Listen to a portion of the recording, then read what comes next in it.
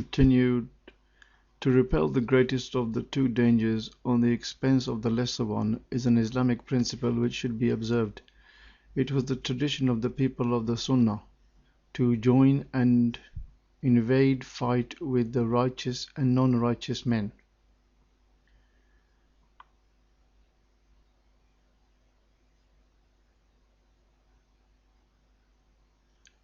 Allah may support this religion by righteous and non-righteous people as told by the Prophet.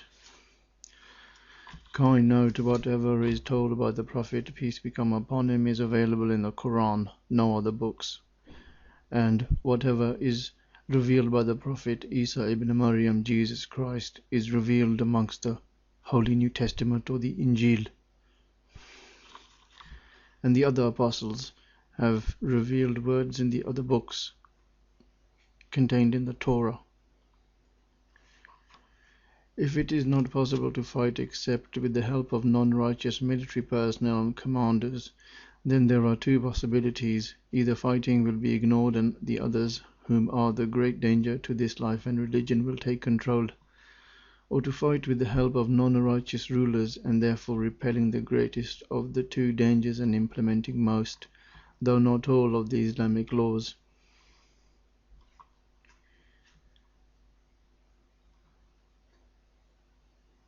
The latter option is the right duty to be carried out in these circumstances. Kind note, the duty is contained amongst the Quran of the Muslim, the thief, chop his hands off. And in many other situations, in fact, many of the fights and conquests that took place after the time of Rashidun, the guided Imams, were of this type. And this site in Majmu al-Fatwa 26506,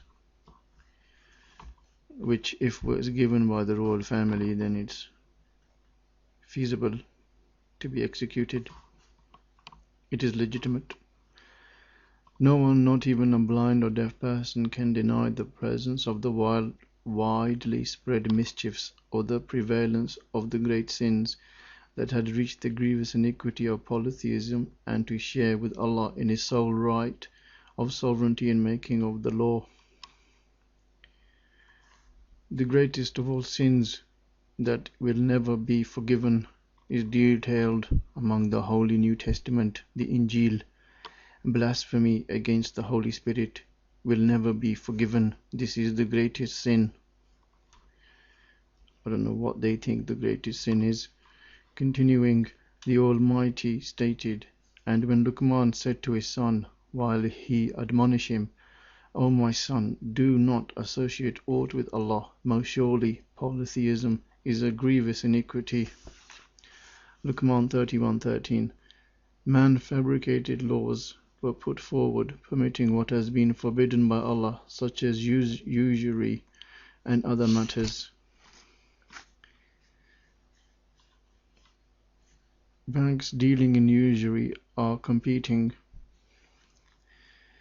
If on a country a bank is behaving like this, then open another bank which doesn't use usury, and then this bank which is doing the usury will perish.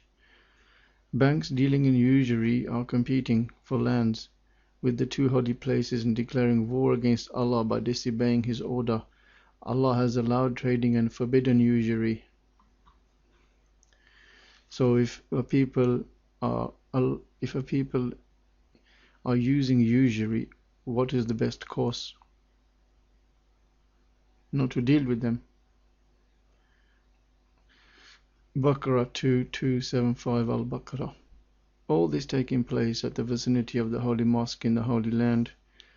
Allah the Great stated in His Holy Book a unique promise that had not been promised to any other sinner.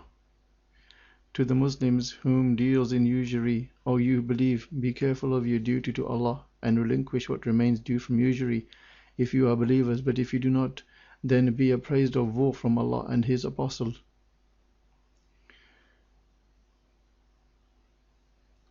And the punishment is then clearly stated in the Quran. For example, I have this house,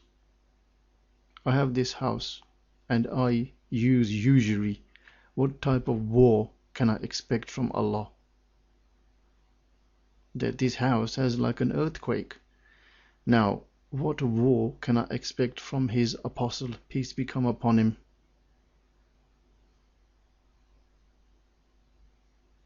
War from the people. It doesn't mean outright war. The people then stop me from doing usury some way, whichever is described in the Quran. This is for the Muslim whom deals in usury, believing that it is a sin. What is it then to the person whom himself a partner and equal to Allah, legalizing usury and other sins, what has been forbidden by Allah? Despite all of the above, we see the government misled and dragged some of the righteous ulama and dais away from the issue of objecting to the greatest sins in kufr. We bemoan this and can only say no power and power acquiring except through Allah. I have not read this in the Quran. If there's a verse that says it is if there's a verse in the Quran that says no power and power acquiring except through Allah, then point it out to me. Under such circumstances, to push the enemy, the greatest kufr, out of the country is a prime duty. No other duty after belief is more important than the duty of had. Utmost effort should be made to prepare and instigate the Ummah against the enemy.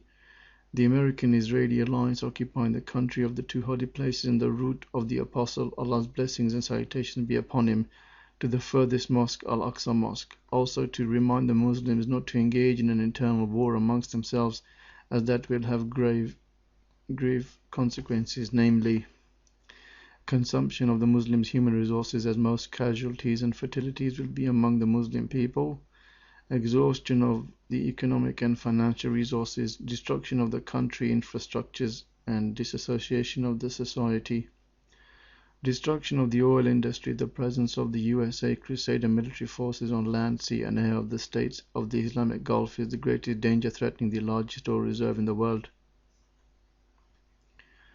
The existence of these forces in the area is the greatest threat danger, the largest oil reserve in the world.